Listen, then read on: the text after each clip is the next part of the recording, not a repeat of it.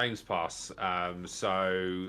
Indiana Jones drew in some massive numbers through Games Pass. 4 million gamers into Indiana Jones through Xbox Games Pass, which is ridiculous numbers, frankly, for a game which is single player, but like genuinely astounding. But devastating. We've seen that Games Pass has been growing at a rate of sort of 2%, which doesn't sound like a lot, but when you look at the actual numbers beneath that 2%, it's very significant, isn't it? Yeah, and I think that so we have with the quarter two earnings call for 2025, and that their content and service revenue grew by 2%, primarily due to Game Pass. So they have basically said that if you think about the big games that we've had this year, day one exclusives, you mentioned Indiana Jones, Call of Duty Black Ops 6 obviously was massive, and this is in a subscription tier model. I think that I think these are good news stories. The PC sales for Game Pass, because also what you bear in mind with Xbox Game Pass, you've got the Xbox console version and the PC version. The PC Game Pass had a 30% spike in subscribers. I mean, that's massive. That's Yeah. massive because, like, so if you think about where a lot of these activations are coming from a Xbox Games Pass perspective, it's the likes of, right, if you buy a laptop, you might get a 7 or 30-day trial of Xbox Games Pass. You might get a 1 year if you're really lucky. Same on the pre-built gaming PC side of things.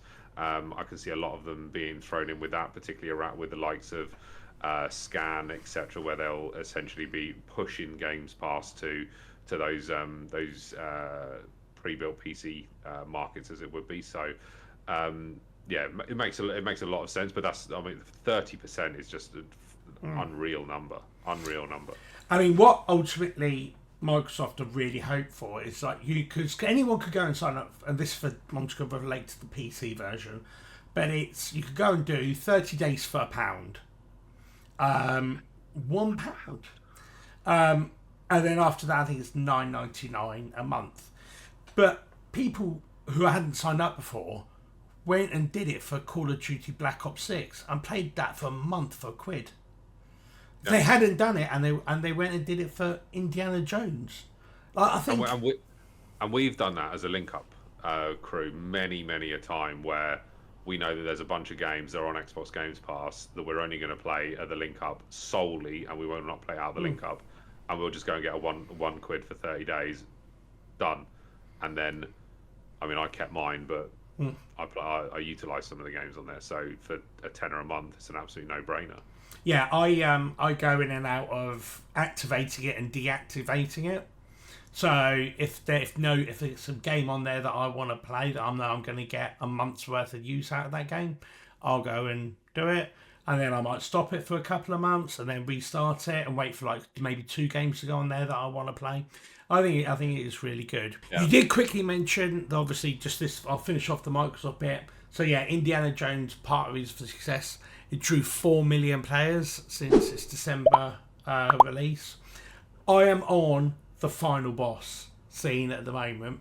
I've been playing. I was trying to like get the game finished. I'm sort of doing it in like hour and a half chunks. But really enjoyed the game. And it has like I've come to the end of it now, and it's actually made me want to go and play a lot more campaign-based, story-driven games. So.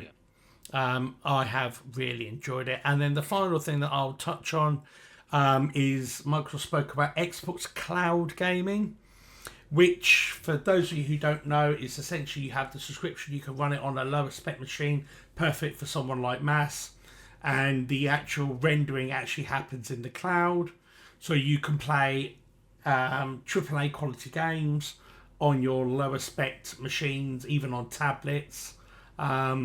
So they said that they had a record 140 million hours on the service in a quarter, and Oh, that's a lot.